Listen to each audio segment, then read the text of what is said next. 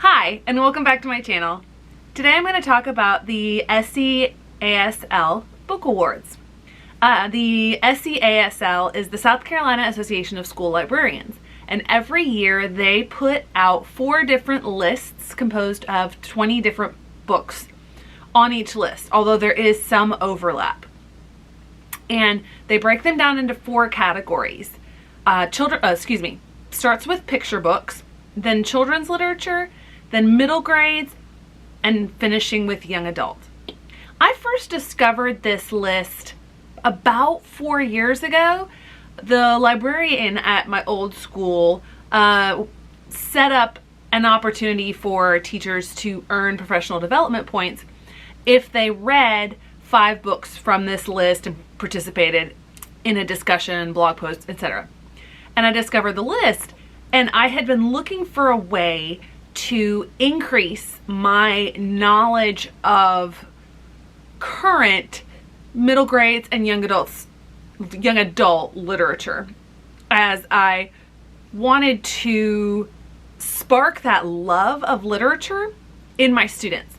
And I wanted to be able to read a wide variety and books that I hadn't known, so that I could come up with the best recommendation for them.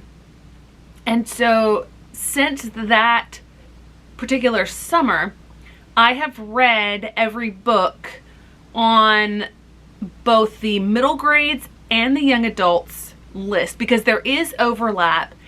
And middle grades, middle school, 7th grade especially, there's a wide range of the reading abilities and maturities of the students in those grades. And so that's what I do every summer, because how the SCASL compiles the list is as follows. So what they do, there's a committee in the association. They nominate books. They also accept nominations from pretty much anyone, teachers, librarians, parents, for consideration.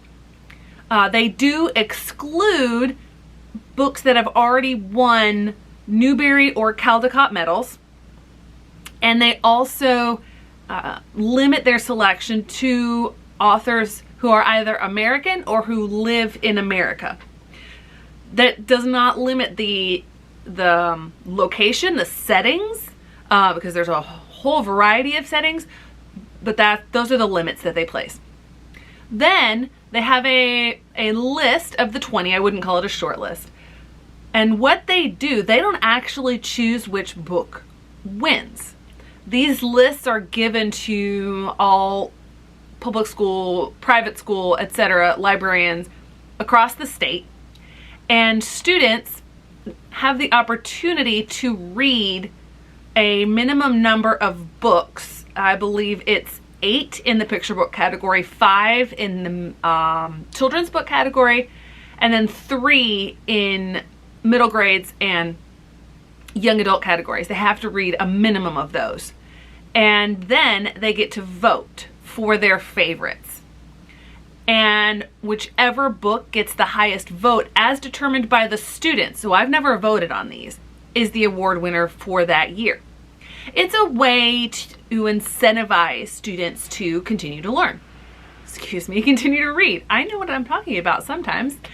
And so I wanted to go over this year's list in particular, and perhaps have this become a yearly thing on the channel where I go over the results at the end of the year. Now, when I first started brainstorming this video, I hadn't been able to read 5 of the books on the list. Thankfully, because I checked them out from the library, there were holds on them. I had to wait for them. And so at this point, there's only 1 of them, and it's a young adult book that I haven't read. Now, there was one overlap this year, one book, which I actually have over here, that is on both the young adult and middle grades list. and there's one book that was on the middle grades list and the children's books list. So there is some overlap between those categories. Generally, I find these lists to be a wide variety. I give a wide variety of ratings to these books. I have found some absolutely amazing books on these lists. Usually that number, unfortunately, is less than a quarter. And I've never yet picked the winner. I've never yet liked the winner, I should say. But generally, it's a fairly even spread across the board, weighted towards 3s and 4s. There have been some years that they've just been, I think it was 2 years ago, the list was just terrible. There were like 3 books that I liked.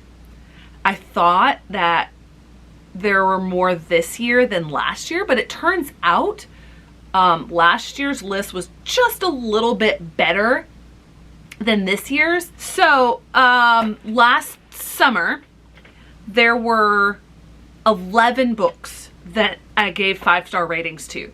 Now that, remember, that's not out of 20, that's out of 40, because I read 2 different lists. So that is a quarter. And then there were 10 that were 4 stars and 9 that were 3 stars, only 3 2 stars, and only 1 star. So here are the statistics for 2021. And this is a total out of 38 books, because there was 1 book that overlapped and I haven't read one of them yet. So I had 8 5-star as opposed to 11. 11 4-star as opposed to 10. 8 3-star. It's about the same. 9 last year. A lot more 2 stars. So I had 10 2 stars and 2 1 stars. So pretty much it's a wash statistically. So it's across the board, more weighted towards 3s and 4 stars. I did notice that this year they tried to pull from a more diverse author background, setting, character, etc. background, which I really appreciate, especially as the school that I teach in now, it's a very diverse school, becoming more diverse every year, but there is still a segment of the student population who could use some exposure to worldviews and situations that they've never encountered. I noticed that 2 of these books, and I believe both of them are middle grades, they had baking be front and center and primary for these characters, for 2 of the protagonists, which I also read another book earlier this year, another young adult book where baking was the passion of the protagonist. And when I picked up that 3rd one and started reading, I was like, can I like something else, please? I mean, baking's awesome, but are there really that many amazing 7th grade bakers? Because I think all of them were 7th graders. I really do appreciate with these books the exposure to unique settings and things that I might not necessarily have come across. The more I get into BookTube, some of these have come up on there several times, but be that as it may, there is still a wide variety, and when you have 20, you have enough so that there are beautiful hidden gems within that. So I have a stack of books that I have purchased to put into my classroom library. I will talk more about my classroom library in a video, future video. It's either going to be on my classroom library or my classroom library haul, because I have a few books that I have purchased for my classroom library that were not on this list, so I'm not going to talk about them here. But I use this list to find really good books, even books that are not necessarily my taste, to purchase and put into my library for the sake of my students. And so there were some really, really powerful books this year. These are books that are worth it and that I plan on doing book talks about. I am going to do a video on what book talks are all about, and I love the opportunity that this list that the SCASL, South Carolina Association of School Librarians, puts together and gives out. And I wish that more middle school ELA, English Language Arts teachers would go through these books and encourage these. And even though next year I'm finally teaching what I'm super passionate about, which is social studies, I'm still gonna stock my library full of massively amazing books. So let's talk about these, and I'm just gonna talk about them in the order that I have them stacked up over here.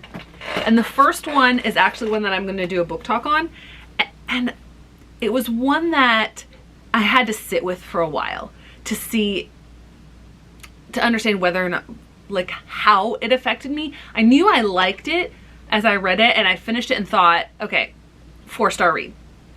And then I'm writing my review and I realized some really profound things that changed the way that I thought about things. And this is a fascinating book. The main character is Dante here. And his older brother, Trey, I believe. And this is his older brother, 2 years older. They are mixed race, and Trey takes after their dad, who his classic Scandinavian looks. And Trey has lighter skin, has blonde hair, and Dante takes after his mom. And they move from New York to Boston, and his mom is a talented, high-profile attorney, and that's why they move. And he's in a school where it's like they've never seen a black kid before. And there's a lot of things that happen from it, but I'll talk more about that in another video. Fantastic book. This is the book that I read a couple days ago that kind of like stabbed me in the heart. It is phenomenal. It is one of the best books that I have read. One of the best books that I have read ever. The main character is Ephraim, and he is like so many of the students that I taught at my old school. Born in the United States, but his parents weren't. And so obviously they run the risk all the time of the family splitting up, of something happening, of both parents being picked up, and the whole family having to go back. He is in 7th grade. He has twin siblings who are 5, and they're in kindergarten, Max and Mia. And then towards the beginning of the book, Ephraim's mom, Ama, that's what he calls her, that's not her actual name, is picked up in an ICE raid and is deported. And the realities that Ernesto Cisneros lays out for what Ephraim has to go through, yeah, I struggle with how to accurately explain this and how amazing this is. I'm definitely going to be doing a book talk on this one as well. But this is my number one read this summer. It might by the end of this year be my number one read this year. I love this book. Okay, so not as highly as I loved Ephraim Divided and Black Brother, but Revenge of the Red Club. This was a 4-star read for me. There were some problems with the execution of the narrative, but overall, I loved it. So in this book, Riley is, she's sort of like a leader of what they call the Red Club. She calls herself an investigative journalist. But the Red Club is RED. It's a club that has sort of been going on for several years. They don't know how long at the school, that basically is like a support group for these middle school girls dealing with getting their period and everything to do with menstruation. And the club and a faculty member who they don't know until the end of the book maintains a locker with like everyone knows the combination, and that locker is full of feminine hygiene products and shorts and sweatpants in case they need a change of clothes. It's fantastic, and they get together once a week and they talk, and they can bring their questions up and get support. It's amazing. But there are parent complaints about a variety of things that happen at the beginning of the book that ends up with the Red Club getting shut down, with the newspaper advisor being taken off the newspaper, and the newspaper being given to the principal. He has to approve the articles and all these things, and on indefinite hiatus, etc. But it goes through a lot of, lays out a lot of realities that girls have to go through. Rage against the patriarchy, basically. It's really good. We have the only black girls in town. We have Alberta. She's the one on the left. And she lives in a beach town in California, and she loves to surf. She is the only black girl in her grade. She's the only black kid in her grade. And then the B&B across the street gets bought, and it turns out it's a mom and her daughter. The mom just went through a divorce, bought the B&B. They're black. And finally she has someone who looks like her, and she's in her grade. And that's Edie. And Edie is here on the left. It's a fascinating look at like she has to navigate, am I going to be friends with her just because she's black and she looks like me? What if she's not a great person? What about, like, what will other people think of her? And what about my best friend? And there's a lot that goes into it, where Brandy Colbert puts in the realities of like these microaggressions, like when Edie shows up at school and gets asked if she's Alberta's cousin. They don't look anything alike. So there's a lot that Alberta works throughout this book, and I just think it's really good. And I just wish that Colbert, I don't know which one, had talked about it more, had gone into, like, used it as more of a teaching moment. But I could see this being a really good discussion book, and like a book club or something at a middle school level. This one was on the young adults list. Now the other 4 were all middle grades list. It took me off guard because it's written in not poetry, not prose, but it's like spoken, and there's differences between, I don't know how well you'll be able to see that, but there's differences between the font, and those differences indicate a different voice, a different person talking and sharing their experiences and what went into the shootings that happened at Kent State. And even the font types almost took on the character.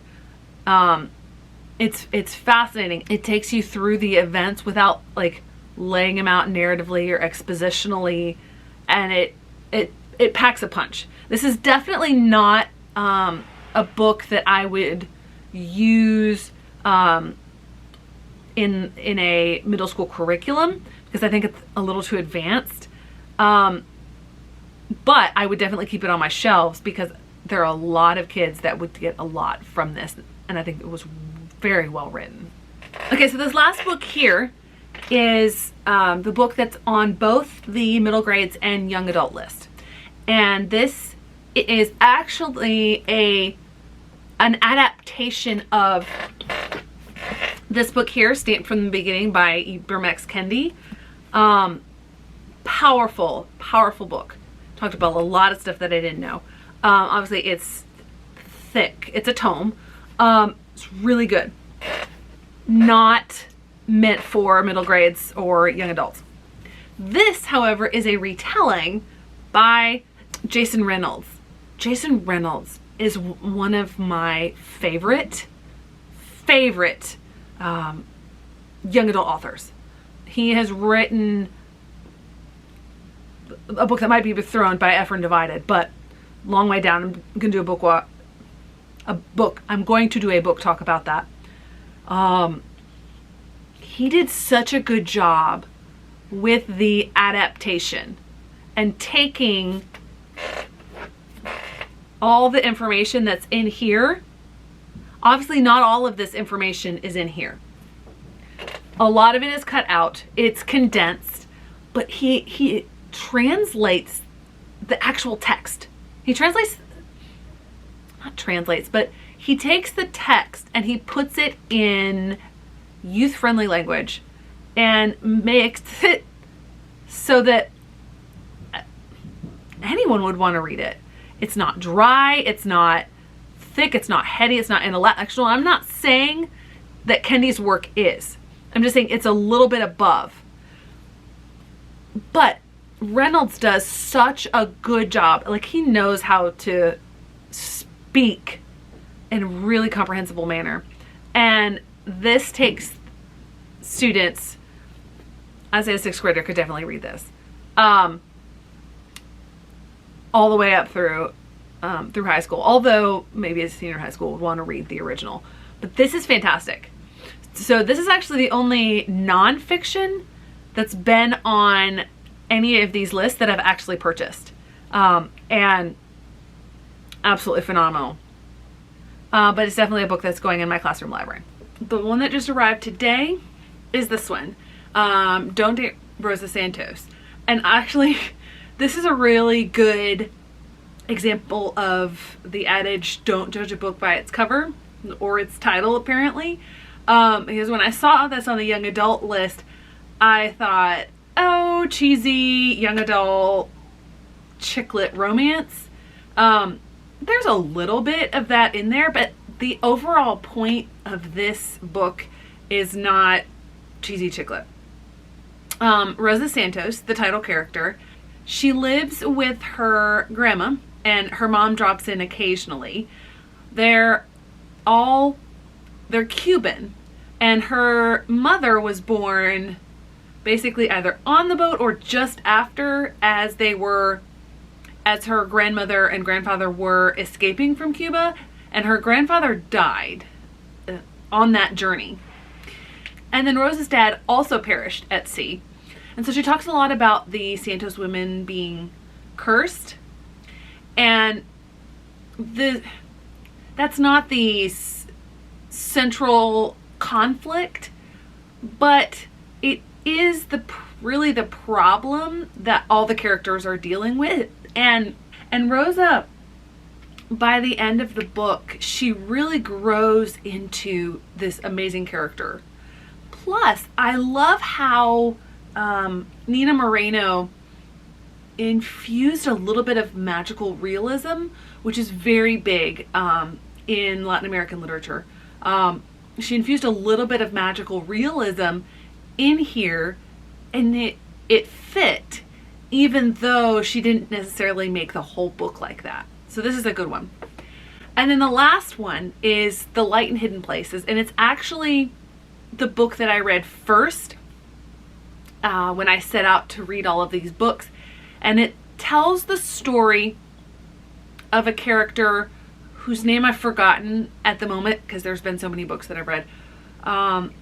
But this character, she is Polish, but she has moved into the city and lives with this family who are Jews. And then Hitler invades Poland. This family that she's grown to love is taken to the ghetto. And then she has to deal with and really grow up in this time and deal with all these scenarios, which include her going back to her family home and finding that her mom and a brother or another sibling or something have been taken off to a work camp for a reason that I don't ever understand, but her youngest sister is still there. Like, her youngest sister ran and hid, and so she takes on taking care of her younger sister, and then eventually, like, more and more she becomes responsible for more Jews, and she hides them and deals with the ramifications of hiding them and what that will mean, and the real emotional trauma that both she and her sister that they go through in this story. And the reveal at the end, which is not even really part of the narrative, but I can't say too much without giving it away. The reveal at the end is what sealed it for me. As soon as I finished that book, I got up and added it to my Amazon wish list. Thanks so much for joining me. Please like, comment, and subscribe. I would love to get to know you guys as we go on this journey together.